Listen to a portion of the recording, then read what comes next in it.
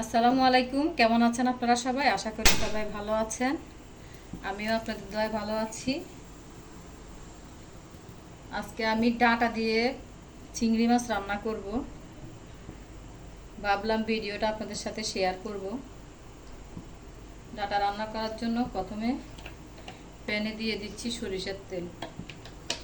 আমরা সরিষার তেলটাই খাই সব সময়, তাই আমি সব সময় সরিষার তেল দিয়ে রান্না করি। গরম হয়ে গেছে, এখন আমি দিয়ে দিচ্ছি পেঁয়াজ।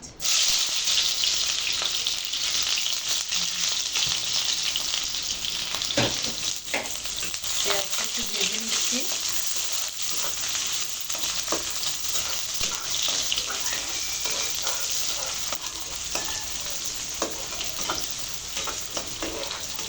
পেঁয়াজটা হালকা ভেজে দিয়ে দিচ্ছি চিংড়ি মাছটা।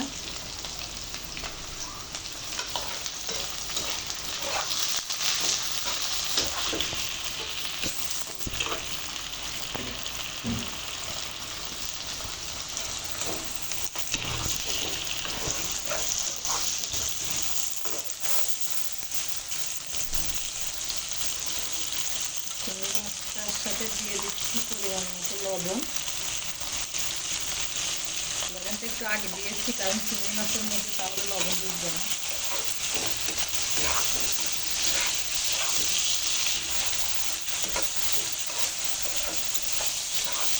অনেকে মশলাটা আগে ভেজে নেয়, তাতে করে চিংড়ি মাছটা লাল হয় না। অন্য মশলা দেওয়ার আগে চিংড়ি মাছটা একটু ভেজে নিলে মাছটা অনেক সুন্দর লাল হয়, দেখতে অনেক সুন্দর দেখা যাবে।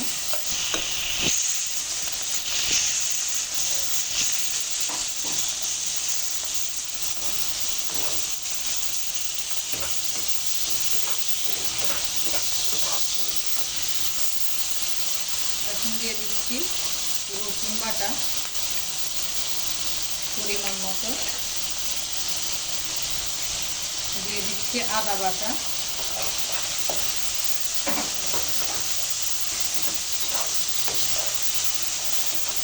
এবার আবার একটু সুন্দর করে কষিয়ে নিচ্ছি।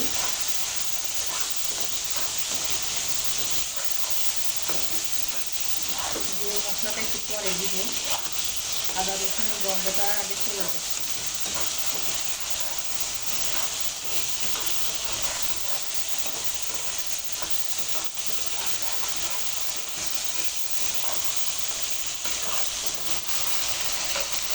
গন্ধটা প্রায় চলে গেছে। এখন দিয়ে দিচ্ছি হালকা একটু পানি। এখন একটু পানি না দিলে গুঁড়ো মশলাটা পুড়ে যাবে।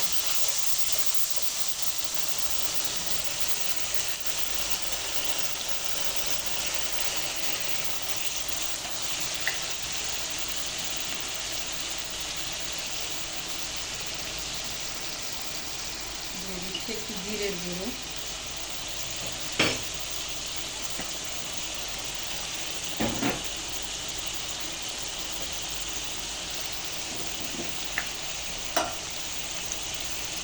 হালকা একটু ধনিয়ার গুঁড়ো, অল্প একটু ধনিয়ার গুঁড়ো দিয়েছি, বেশি দিলে গন্ধ আসবে।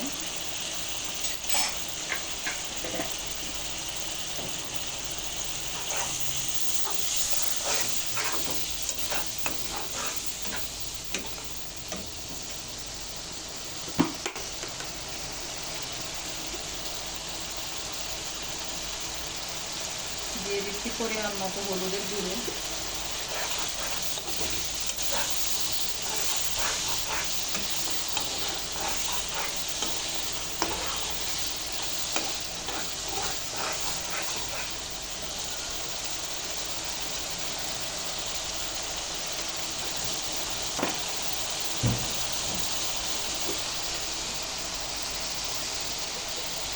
দিয়ে দিচ্ছি মরিচের গুঁড়ো,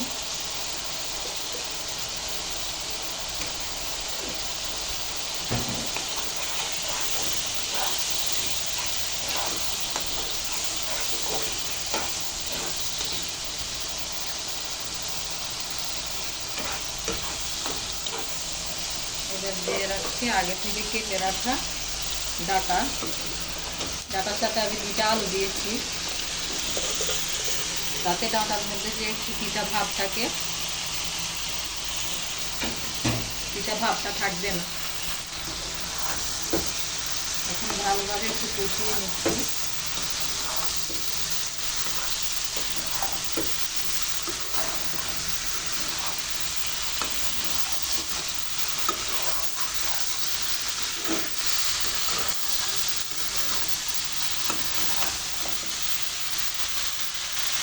মশলাটা যাতে পুড়ে না যায়, হালকা একটু পানি দিয়ে দিচ্ছি।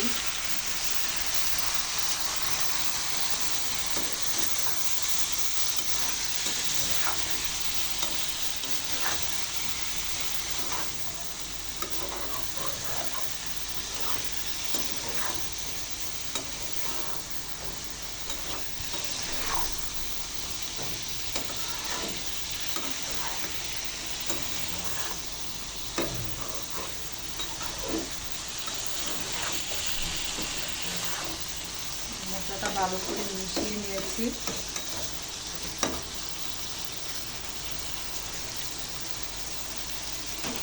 এখন আমি এটা ঢেকে দিচ্ছি। চুলার আগুনটা অনেক কমিয়ে দিয়েছি আমি, যাতে এটা পুড়ে না যায়। আস্তে আস্তে একটু কষানো হোক। ঢাকনাটা তুলে নিয়ে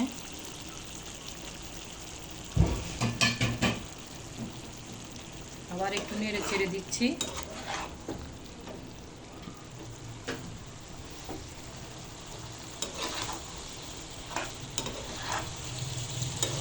মাশাআল্লাহ, কালারটা অনেক সুন্দর আসতেছে। জানি না খেতে কেমন লাগবে।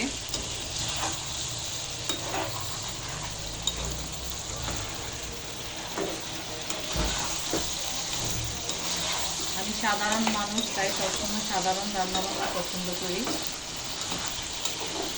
জানি না আপনাদের কেমন লাগবে।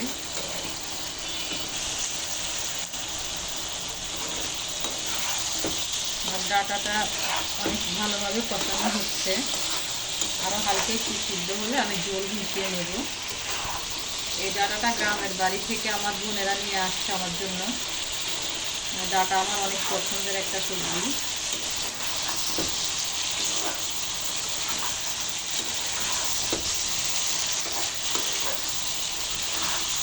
আর একটু কষিয়ে নিচ্ছি ভালোভাবে, যাতে ডাঁটার ভিতর মশলাটা ঢুকে। কারণ ডাঁটার ভিতরে মশলাটা না ঢুকলে এটা খেতে একটু পানি পানি লাগবে।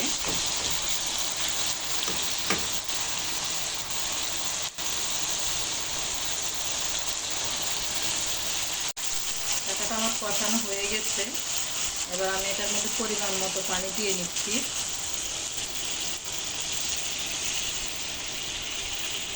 আপনারা চাইলে এটার মধ্যে গরম পানিও দিতে পারেন, কিন্তু আমি ঠান্ডা পানি দিচ্ছি।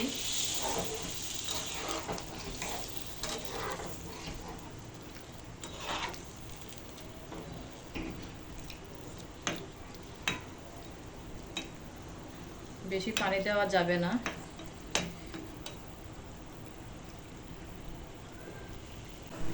এবার ঢাকনাটা তুলে দেখে নিচ্ছি তরকারিটা কেমন হয়েছে, ডাঁটাটা সিদ্ধ হয়েছে কিনা ভালোভাবে।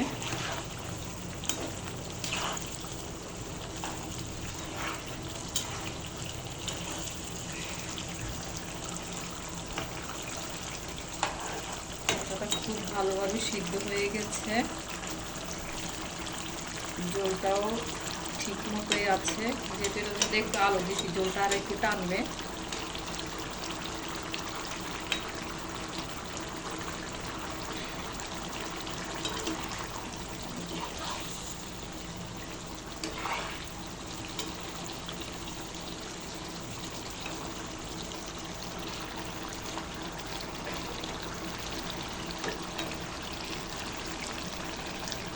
ডাঁটাটা রান্না শেষ হয়ে গেছে।